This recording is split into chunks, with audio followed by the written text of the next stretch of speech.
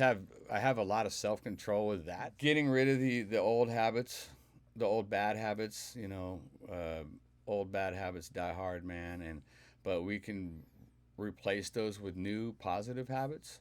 So I've really been focusing on that, my mindset, my perspective on things, and what I want for the rest of my life. I just turned 50 years old, Most of my friends are starting to have fucking all these health problems or have already had these health problems going on, and they're dying, they're on all kinds of medication, they're overweight, this and that, and I've been some of those things, especially the overweight thing, and I don't want to be that guy, man.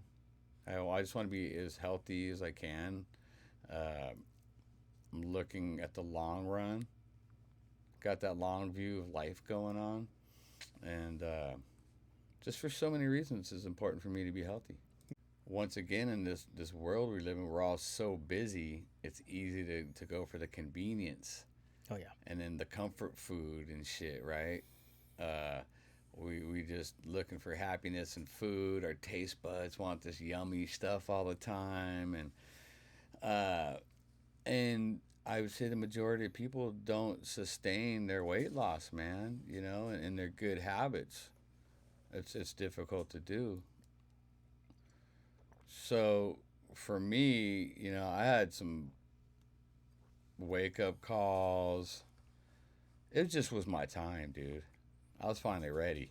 I've done it all. I've tried to lose weight in so many different ways in the past. I shouldn't say so many different ways, actually. I was probably doing the same stupid shit every time. But there's a saying, you can't outwork a bad diet. And that's what most of us do. And that's what I've done my entire life. So That's I, actually good right there, what you just said. Trying to outwork a bad diet. Because that's true. I mean, it's a trap that I even find myself getting into. I'm like, okay, I ate this much this morning, and then this much this afternoon, and this evening I can eat whatever I want, and it'll be okay. And I'm like, okay, I can just have this, and I'll find a way to work that off. And you can rationalize it in your mind how you're gonna make up for all the calories you just put in that you will never burn off. and that's what we do. So what I would used to do, and this is, I know what other people think because I've done all this shit myself.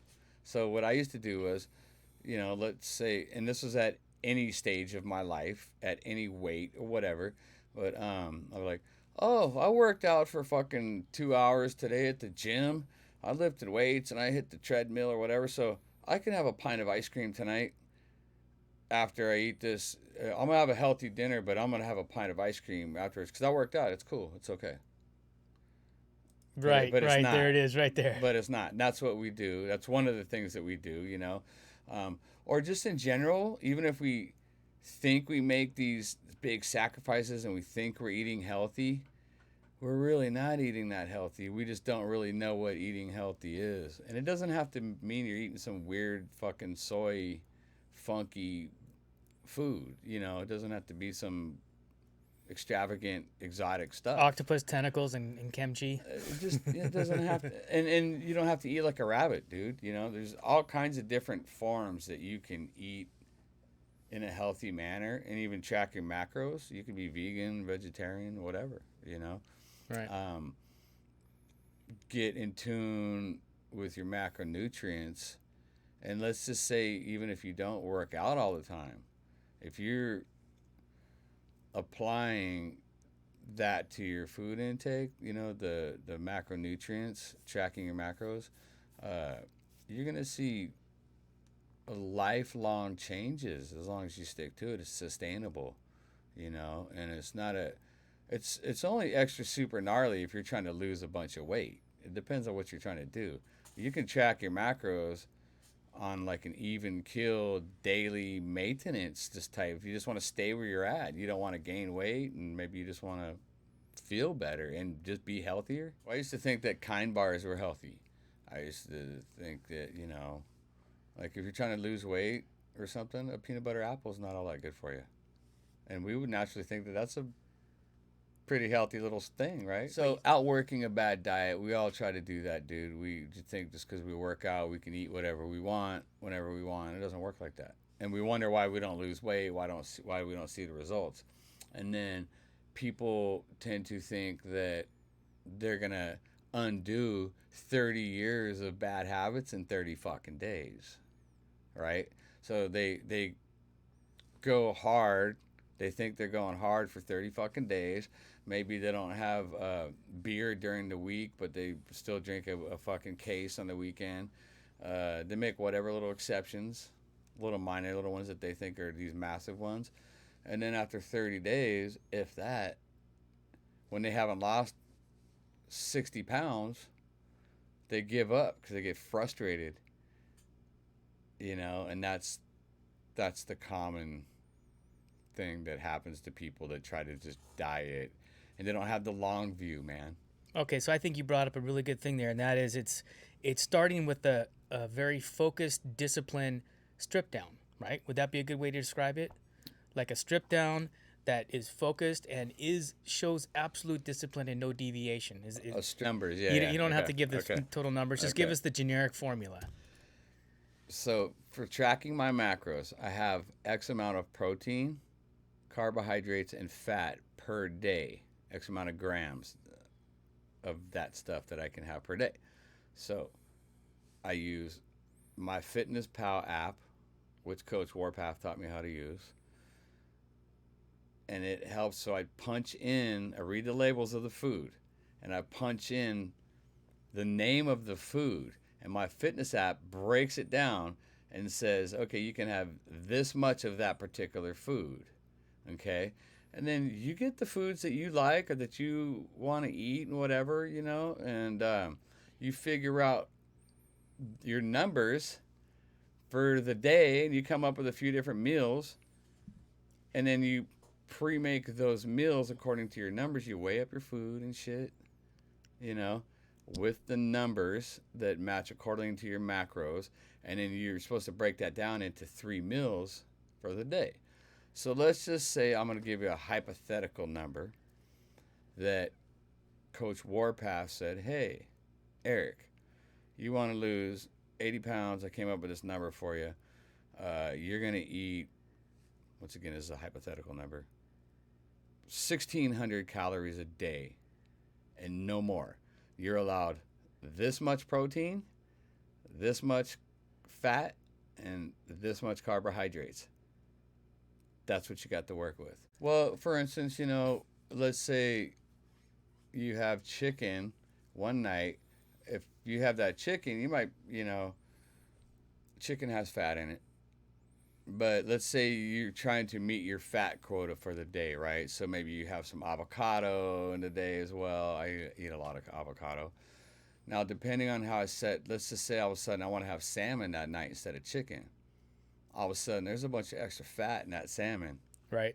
It throws the formula off. So now I got to lose fat from somewhere else. Right. So even it out. Yeah. So it doesn't that. matter where you're getting it from. You just have to track it, and once you're done, you're done. Exactly. You can't.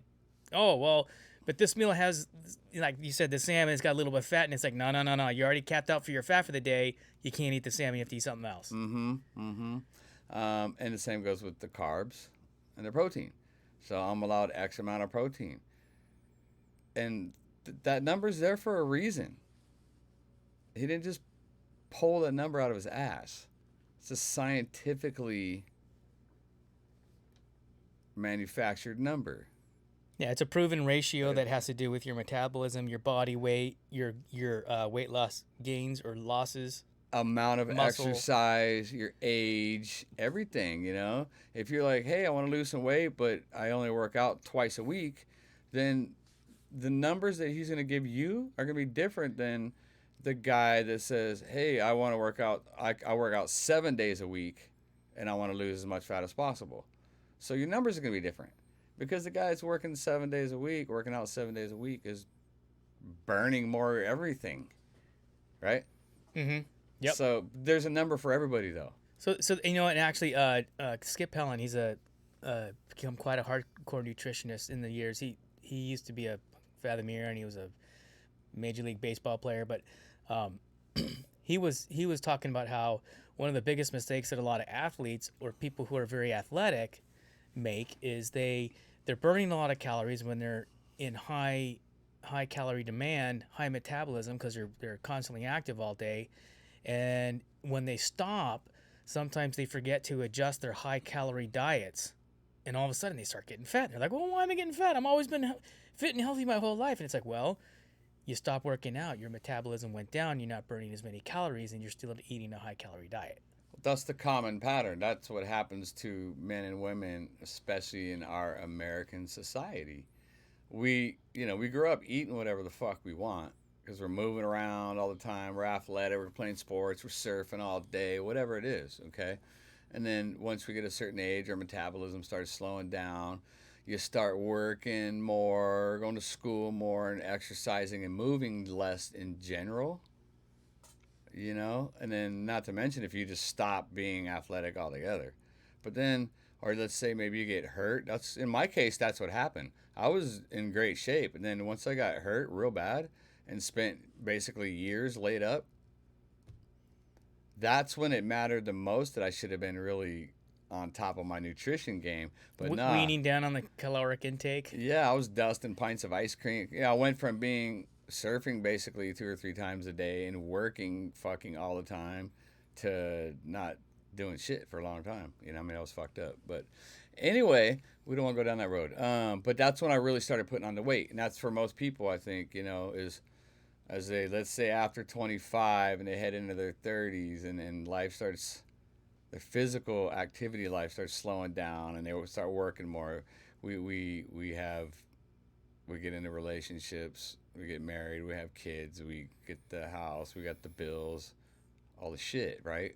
So there's less Right. time to work out, man. There's less time to take care of ourselves, mentally or physically.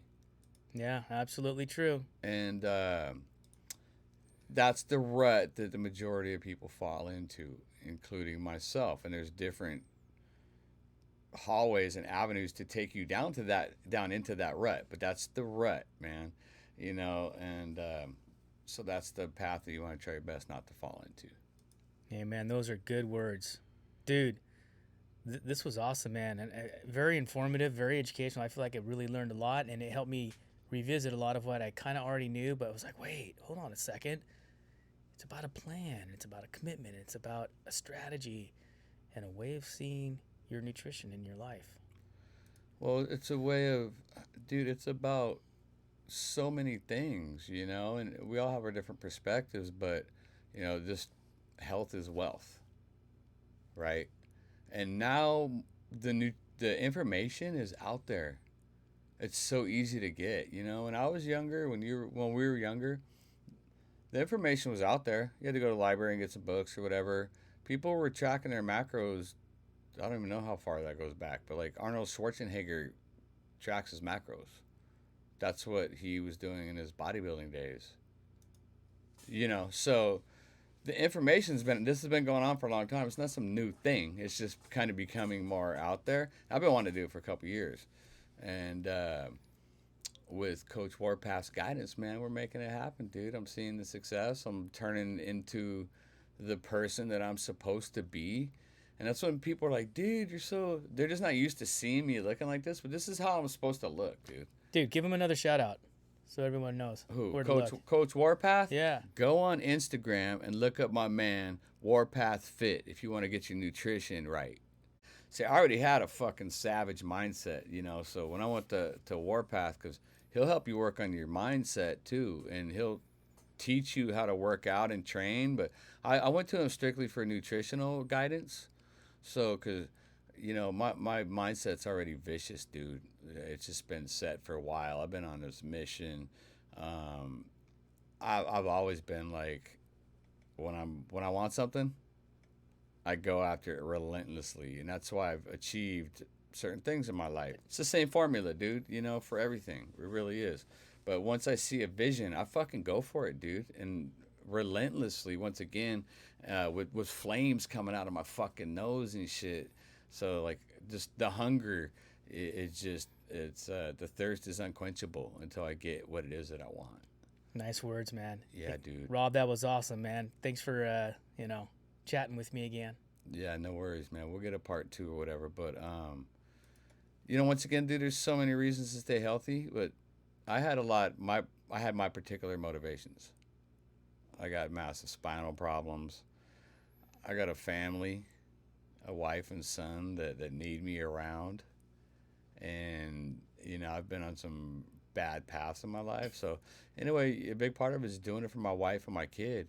And I want my son to be like, damn, my dad's a motherfucker, dude. My That's dad's, great motivation. Do it yeah, for your family, do it for your kids. yeah, yeah. And I started changing my shit around kind of, when he was 12, 13 years old. He's 15 and a half now. So he sees what's going on.